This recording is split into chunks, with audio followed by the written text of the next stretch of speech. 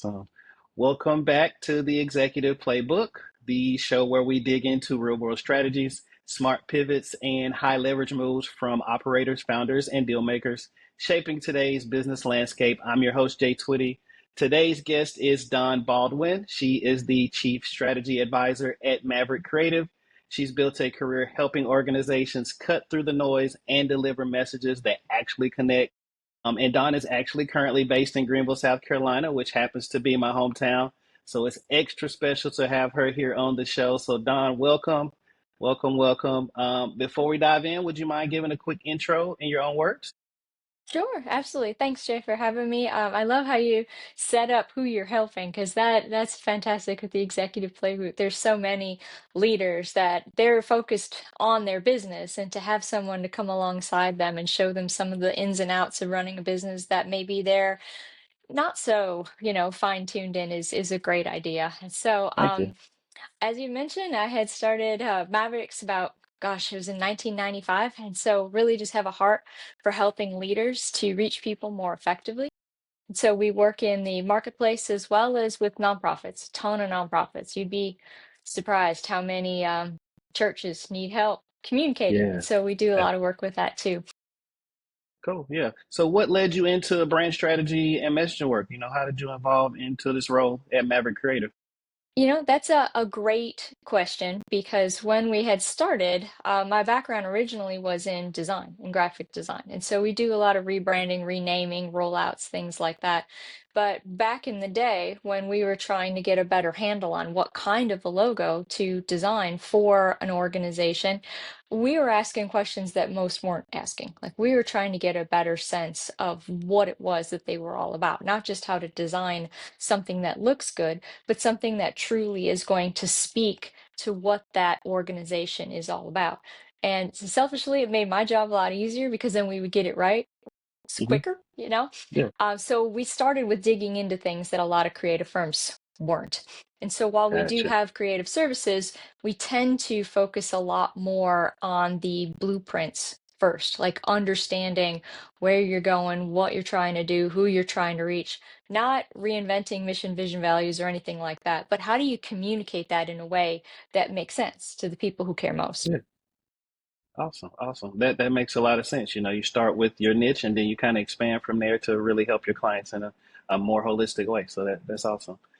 So I know you said you recently transferred over to Greenville, South Carolina. Again, a great city that I grew up in.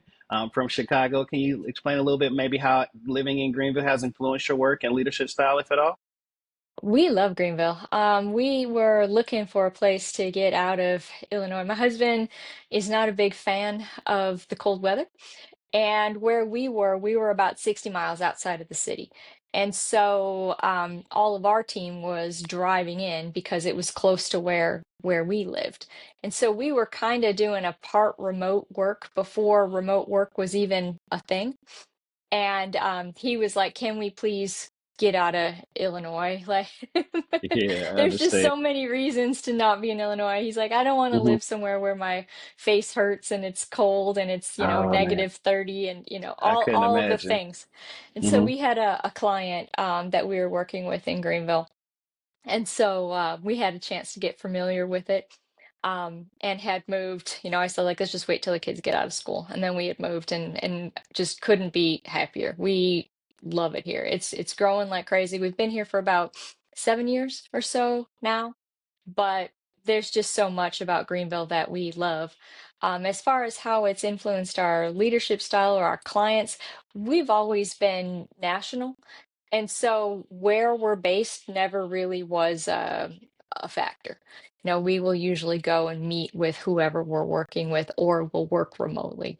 So location just was where's a great airport that I don't have to drive an hour and a half to? That's real. Yeah. Where can we make sure our team is easy to access? And so, so that was really, it was a no-brainer. Well, good deal. Well, I'm sure upstate South Carolina has welcomed you all well. 7 years, that's been a while. So you've been around for a little bit. You've seen the airport has grown a lot too. I flew into the airport one time, earlier this year as well for the first time in a minute, and I was very impressed by how it's grown as well. So cool, cool. So let's Yeah. jump into kind of the main conversation. Want to kind of get, your expertise is in brand messaging. One of the things that typically happens is, sometimes that the messaging isn't really caught for, for your audience. So, in your experience, what's maybe the biggest reason that people maybe don't listen to messaging even when the message is clear or well intentioned?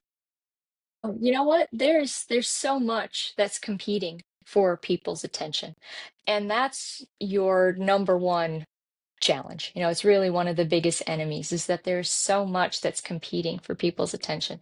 If you're not familiar with Seth Godin, he is one of the loudest voices, that's influenced marketing for this generation. And he has a quote that I love that says, attention is the currency of the future. And that's because it's too expensive to buy. We need to earn it. There's a reason why Super Bowl commercials are so expensive. It's because people are actually paying attention to the ads, right? Usually we skip the ads, we ignore the ads, we just don't want anything to do with the ads. Um, but Super Bowl, people are paying attention. That's why they're bazillions of dollars every year. Yeah, So sure. when we're thinking about how do we reach people, it starts with not trying to be all things to all people. And for most business owners, like we want to try to get as much of the market share as we possibly can, right? Like the more people we can sell to, the more effective that we're going to be. However, if we try to be all things to all people all the time, we end up not really being anything to anyone. And That so we're happens. Yeah. watering down what we're doing and we're trying to spread it out in a lot of different directions. And it makes it real difficult for you to get further faster. Yeah. And That so makes. it's counterintuitive, but the more focused you are, the Hmm. faster that you're going to grow. The Yeah. more on point you are with your messaging and the products that you offer, the services that you provide to serve a very specific type of customer, the faster you're going to grow. Yeah. And so That makes. some people may think like, how do we find more of those people if we're being really narrow? Well, those people know other people like them. And so that is usually a quicker and a more efficient way to grow than Mhm. trying to chase people cold. Yeah, that makes a lot of sense. Yeah, I know, definitely referral based, marketing, it helps a lot, when you are able to get your clients to basically bring in other people with your messaging, that helps a lot too. That makes a lot of sense for sure. Are there any like simple frameworks or tools that you use to maybe keep the messaging sharp and aligned with business goals? Well, to think about who you're trying to reach is kind of, if you back it up even a little bit more, is a Hmm. great place to start Yeah. because oftentimes business owners will they think they have a rough idea of what someone might look like or what they might be and they're focusing on the demographics, but the demographics can only take you so far. What's actually more important is to look at their mindset or their psychographics. Like, what are the things that are important to them? What needs are you meeting? What problems are you solving, that they can't get anywhere else? And that actually helps you to expand your audience as well because it's beyond demographics. You're able to reach more people that are wired with the same needs and the same problems as the ones that, you're currently serving. So I would back it up a little bit and think about, all right, like what is it as an organization? Think about it as three questions. What is it as an organization that we really want to do? Like, what is your vision? And as much as that may feel like a broken record, it really starts and ends with your vision as a business leader. Like, what are you passionate about? Because if you're doing something that you're not passionate about, that's not keeping you up at night, it's going to be hard to get through the grind. So start with your vision, your vision, your passion. What is it that you're trying to do? The second question is you want to think about what is it that you're naturally good at, or what is your organization good at? What are your strengths? And again, this is going to help you to get through the grind. You want to make sure you're leaning into the things that you do better than anyone else. Sometimes organizations will try to get better at things that they're not real good at to try to compete maybe with other organizations that are better in those areas. And instead, if you take more of the mindset of how Olympic athletes train, they focus on their strengths and they make sure that those strengths are unstoppable, they're unbeatable. So lean real, real hard into the things that you're super good at more than anyone else. And then the third is with thinking about your audience. Who cares or who will benefit the most from what you're excited about and what you're good at? And then that kind of will lead to how you help them. So the combination of those three things is where you can look at your positioning. Your positioning will influence your products, your services, and your audience. So kind of start there is what I would suggest. Yeah, that makes a lot of sense. I know, I actually did some classes at ASU with digital audience strategy, and one of the things they had us do was create avatars. And a lot of times, those avatars really focus on the demographics, but what you're saying is really think about the mindset of your target audience as well, not just where they're from, their race, things like that. Those minor things go a little bit deeper and make sure you're tapping into what they're thinking and what their problems really are that you want to solve. So that makes a lot of sense. Absolutely. One of the things that is really, really big right now is AI, and AI is generating more content than ever. How do you kind of, talk to leaders about, how to use AI without sounding robotic or disconnected from their audience? AI is something that's not going away. That Hmm. genie is out of the bottle and running full Exactly. speed ahead. So putting your head in the sand and thinking like, oh well, maybe I can work around it, or maybe I don't have to use it isn't gonna serve you well for long. And so it's amazing what it's capable of doing. I believe that ChatGPT 4 just came out with like an agent assistance. And so organizations are using it to do anything from building a website to mapping out a social media content calendar to like let's say if you're wanting to go to LinkedIn and create and find personal invitations or make a connection, like you're asking to connect with someone, you can have the AI agent go to LinkedIn, find potential people that you would be a good fit for, write a tailored, personalized, message to each of those people for you to make a connection. And so the number of tasks that it can do for you, it can help you brainstorm promotional ideas. It can help you write marketing copy if you're wanting to do that. It can help you fine tune your pitch. It can help you think through your customer retention magnets, that you have your CRM leads, like, and what does that funnel look like? Like, what is that process to get from someone who is just learning about you to someone who's becoming a raving fan? You can use AI for all kinds of things. And it's becoming a lot easier. It used to be that you had to, and when I say used to be, like it was years ago, like this is within the last 12 months, you had to Yeah, be a Sarah, prompt writer, it's to moving know quickly. how to write prompts the right way, to get the right information. But more and more, it's becoming conversational. And so you can talk to it like a person and ask it to do all kinds of things for you. So it's really the limit is just on your imagination and your needs for how you can leverage that. But I think business leaders are in a unique position to succeed faster than ever before, just because of the platform and the tools that are available. Absolutely. And I agree that makes a lot of sense. So you're basically saying dive on into AI, don't be scared of Oh, it, yeah. use those tools to help you out of well. I completely agree with that. So yeah. So maybe, beyond like the likes and the views that you will get in your different media channels, what other ways can teams really gauge if their messaging is truly resounding with their and moving the needle with their audience? That's another great question. A lot of times organizations think of messaging as a one-way street. And it's like I am broadcasting information about me to others, or what I have to offer or what I can do for you.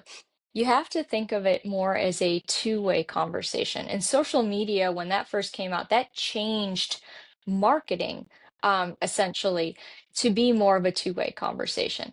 And so whenever you're writing anything, posting anything, sending anything, have a call to action every single time.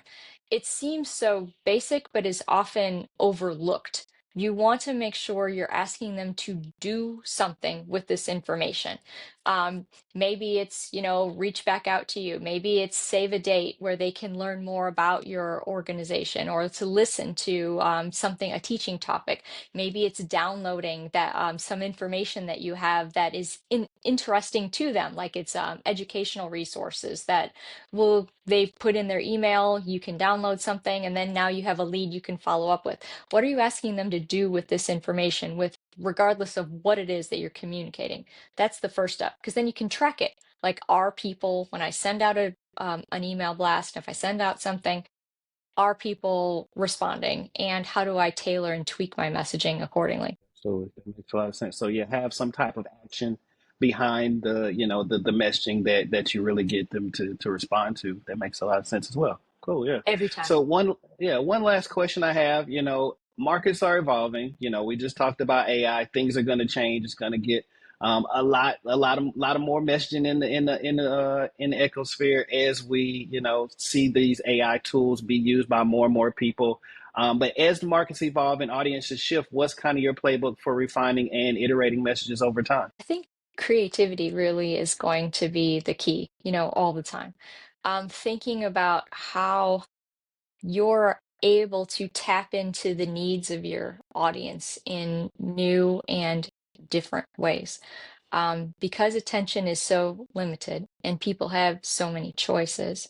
And if you think about how much is being automated, that means that there's going to be more competition, right? Like, as more and more people come to the table, they have access to the same tools that you do, right? That we do. So the competition is going to be more intense. So this is where understanding your audience on a psychographic level is going to be so critical, because that's what drives buying behavior, is their needs and their perceptions and what they want. And so the more you can zone in on that and think about how you can not only meet their needs today, but what their needs might be moving forward, that's the key. There's a quote I have in my office by Henry Ford that I love, and it says, if I would have asked my customers what they wanted, they would have said faster horses, right? Like, people don't True. always know what they want, but they know Hmm. what they need. And Hmm. so if you think about how you can meet those needs, maybe it's in a new way. Don't be afraid to try things. Don't be afraid to innovate, because it's going to be critical moving forward to succeed. Absolutely. Very, very critical. We want to make sure that we get our audience moving in the right direction with what they really need. Of course, that's awesome. Well, Don, thank you so much. This was incredibly valuable. You brought so much clarity to what really takes to be heard in today's noisy world. For listeners who want to learn more or connect with you, what's the best place to reach you online? They can go to our website. It's mavericks.cc, just mavericks.cc. There's some free resources there. So if you want to think about how to reach your audience or how to find new ways to solve problems, creativity, there's all kinds of downloadable things there. You can see a little bit more about what we do. And so that's the quickest way. Or, you know what, for your audience, they are welcome to shoot me an email directly. I'd be more than happy to set up time to talk with anyone, and they can just email me dawn@mavericks.cc. So either one of those ways is a great place to start. Good deal. I'll definitely check out some of those resources myself, Don. Thank you so much. Well, this Absolutely. wraps up this episode of the Executive Playbook. If Don's insight sparked an idea or helped you rethink your messaging approach, go ahead and follow the show, share it with a colleague or founder who needs to hear it. We'll be back next week with another executive story and tactical playbook. Until then, keep executing with vision.